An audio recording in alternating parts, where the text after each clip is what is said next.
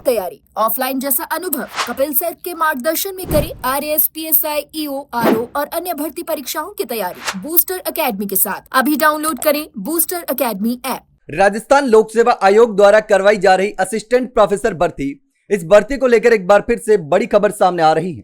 दरअसल assistant professor भर्ती में पदों की संख्या कम थी और अभ्यर्थी पद बढ़ाने की मांग कर रहे थे। तो ऐसे में उन अभ्यर्थियों के लिए एक बड़ी खबर सामने आ रही है और राहत भरी खबर है, क्योंकि आयोग ने उन अभ्यर्थियों को अब एक और तोहफा दे दिया है।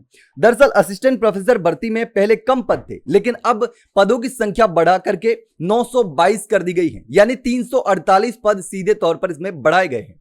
तो ऐसे में उन अभ्यर्थियों के लिए यह राहत भरी खबर है और एक अच्छा मौका है। अब देखिए, आरपीएससी अंग्रेजी, फिजिक्स समेत 5 विषयों में जो है वो रिक्तियां दोगुनी होने वाली हैं। तो राजस्थान लोक सेवा आयोग ने कॉलेज शिक्षा विभाग में असिस्टेंट प्रोफेसर भर्ती की तैयारी कर रहे अभ्यर्थियों को यह बड़ी राहत दी है।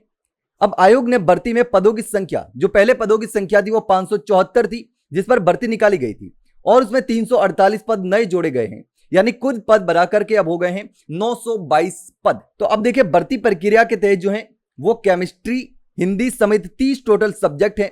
उन 30 सब्जेक्ट में नियुक्तियां की जानी है। तो आयोग इन पदों के लिए परीक्षा आयोजित कर चुका है। मॉडल आंसर की जारी होने के बाद अभ्यर्थियों से आपत्तियां भी ली जा चुकी हैं। अब परिणाम जारी होना बाकी है, लेकिन परिणाम जारी होने से पहले ही इन अभ्यर्थियों के लिए अच्छी खबर, बड़ी खबर आ गई, क्योंकि कई सारे अभ्यर्थियों को अब नौकरी मिलेगी इसी परीक्षा के तहत। अगर पद नहीं बढ़ते तो 348 अभ्यर्थियों को इसमें बाहर होना पड़ता, लेकिन अब उन अभ्यर्थियों को भी सरकारी नौकरी मिल जाएगी और उनका सपना पूरा हो जाएगा। अब अभ्यर्थियों को क्या फायदा होगा? देखिए, आयोग के विज्ञापन और संशोधित आदेशों के अनुसार कुछ विषयों में पदों की संख्या लगभग दोगुनी हो गई है।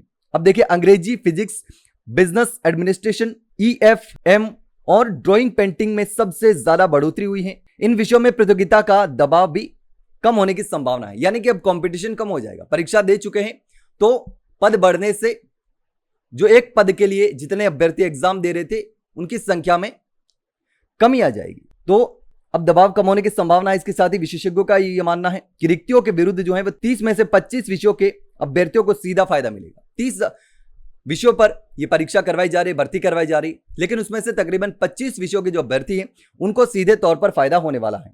अब किसमें कितने पद बढ़े हैं वो भी जान लेते हैं। तो अब देखिए, केमिस्ट्री में पहले 55 पद थे, जिसे बढ़ा करके 102 कर दिया गया है। हिंदी में 58 पद थे, जिसे बढ़ा करके 92 कर दिया गया है। राजनीति विज्ञान में 52 थे, 83 कर दिए गए हैं। जूलॉजी में 38 थे, जिन्हें 69 कर दिए गए हैं। बोटनी में 42 थे, बढ़ा करके 67 किए गए। इतिहास में 31 से बढ़ा करके 50 पद कर दिए गए हैं। अब इन विषयों में जो है वो लगभग दोगुने पद हैं। तो दोगुने पद वाले सब्जेक्ट कौन से हैं? अंग्रेजी, जिसमें 21 से बढ़ा करके 42 किए गए हैं। फिजिक्स, जिसमें 11 से बढ़ा करके 25 किए गए हैं।